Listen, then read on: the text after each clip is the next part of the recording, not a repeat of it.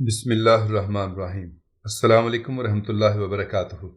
اپنے سلطان سے کہہ دینا کہ یہی اس کے خط کا جواب ہے۔ راجہ بجے راؤ کے لہجے میں نفرت و قہر کی آگ برس رہی تھی۔ محمود کے سفیر نے ایک نظر اپنے سینے کی طرف دیکھا۔ پیرہن کے سامنے کا حصہ خون میں ڈوب گیا تھا۔ پھر اس نے اپنی کٹی ہوئی زبان کی جانب نگاہ کی جو دربار کے فرش پر پڑی تھی۔ سلطان کا سفیر آہستہ آہستہ جھکا اور اس نے اپنی بریدہ زبان کو اٹھا لیا۔ ہاں، یہ زیادہ بہتر ہے۔ دربار میں راجہ بجے راؤ کا وحشیانہ قہقہا گونجا۔ تو اپنے ہی ہاتھ سے اپنی زبان سلطان کو پیش کر دینا۔ اپنے فرما روا کا طرز عمل دیکھ کر دوسرے سردار بھی بلند قہقہوں کے ساتھ ہنسنے لگے۔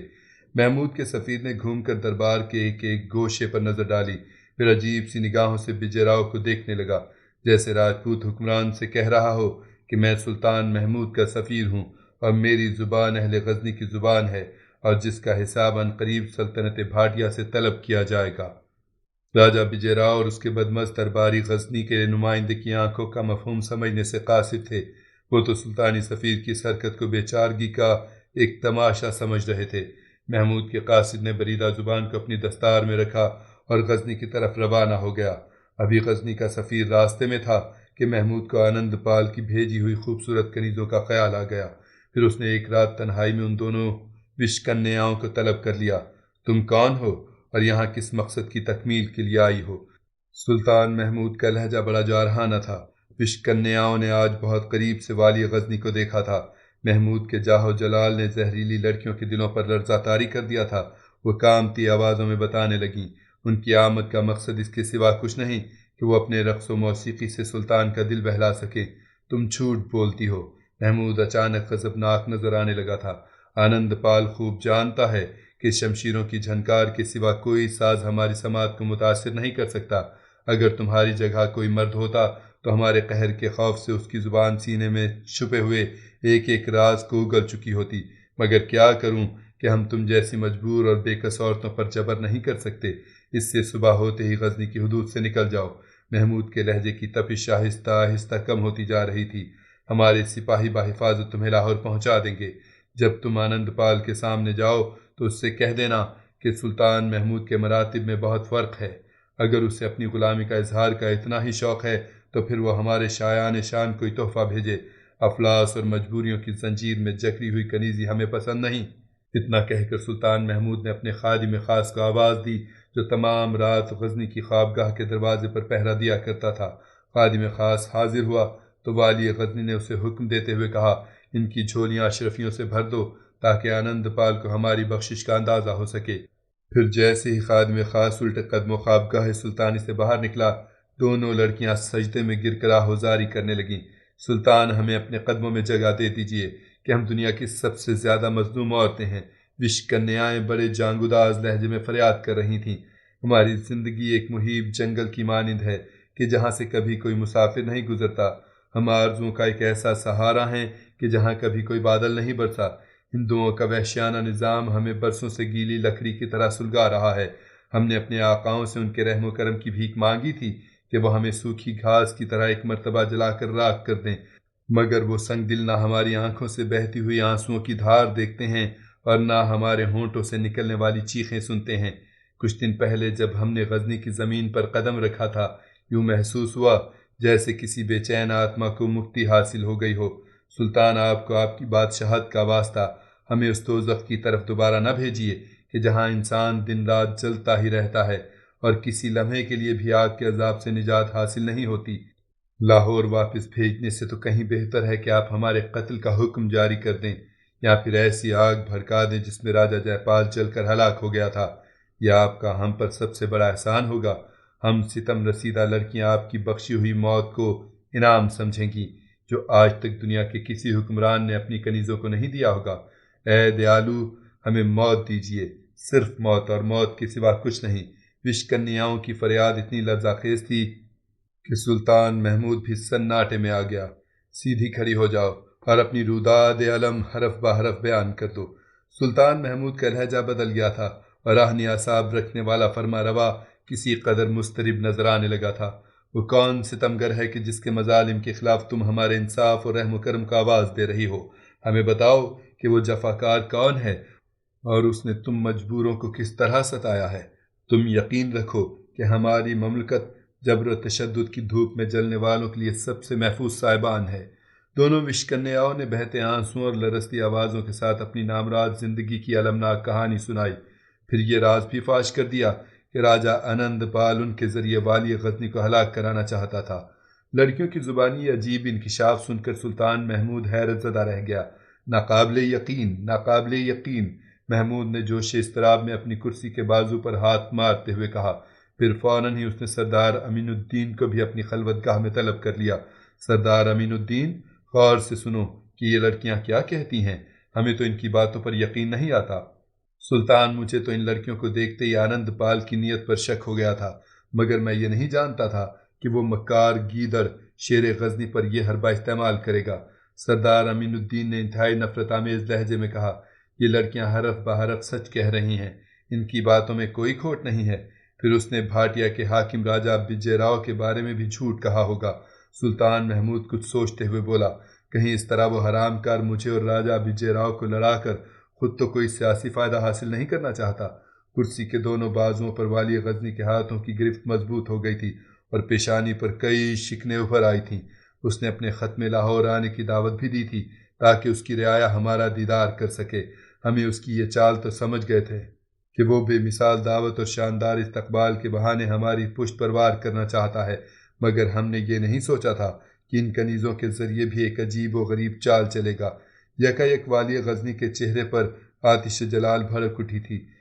سردار امین الدین، کیا تمام برہمن اس قدر بدعہد اور وعدہ فراموش ہوتے ہیں؟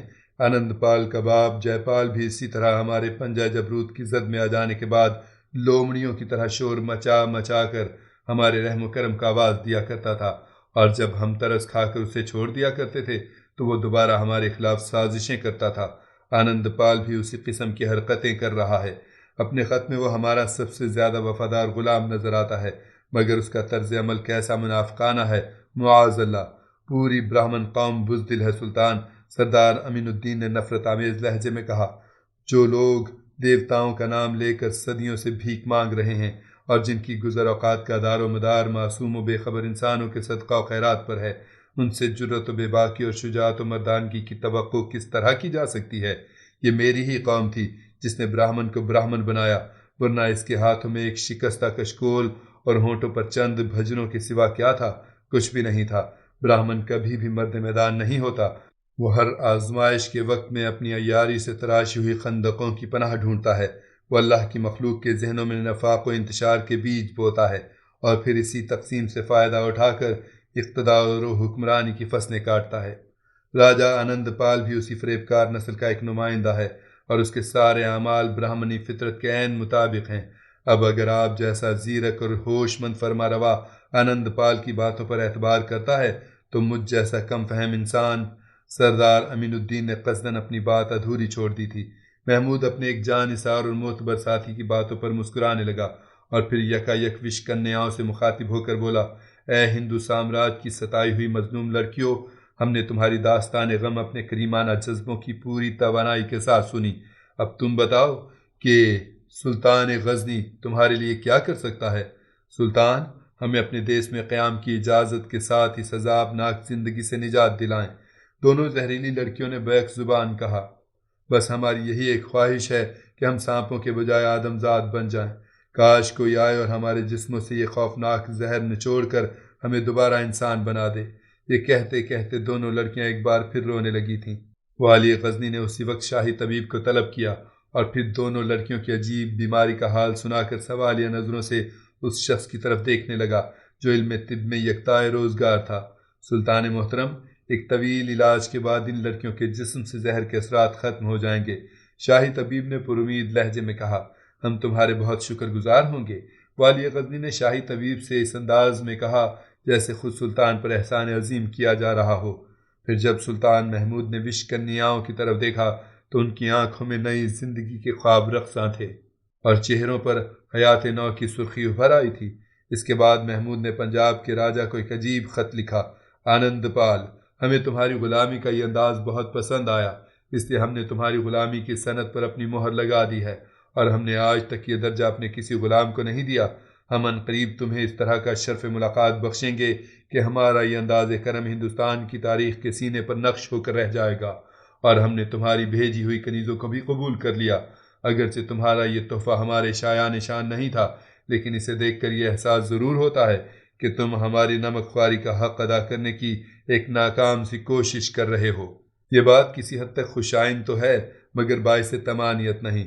تم شب و روز آئینے میں ہمارے بخشے ہوئے طوق غلامی کو دیکھا کرو، یہاں تک کہ تمہارے پراگندہ دل و دماغ اور وحشت زدہ روح بھی اس کے حلقہ اثر میں آ جائیں، پھر ہم تم سے راضی ہو جائیں گے۔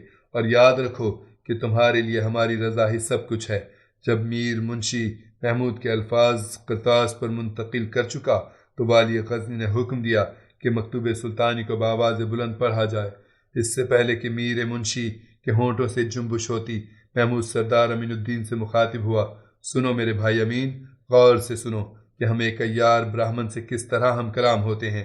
پھر جب سردار امین الدین نے سلطان محمود کا خط سنا تو حیران رہ گیا۔ بظاہر والی غزنی کے الفاظ بہت سرد تھے، مگر ان میں نفرت و قہر کا آتش فشاں چھپا ہوا تھا۔ آج اس پر یہ حقیقت ظاہر ہوئی تھی کہ محمود شدید حالت غضب میں بھی اپنے حواس نہیں کھوتا۔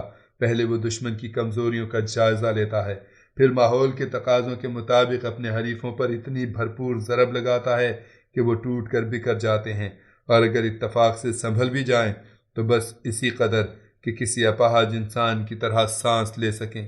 محمود پنجاب کے حکمران کے ساتھ بھی مستقبل میں ایسا ہی سلوک کرنے کا ارادہ رکھتا تھا، مگر سلطانی سفیر کی واپسی نے والی غزنی کے قہر کے سیلاب کا رخ بھاٹیا کی طرف موڑ دیا۔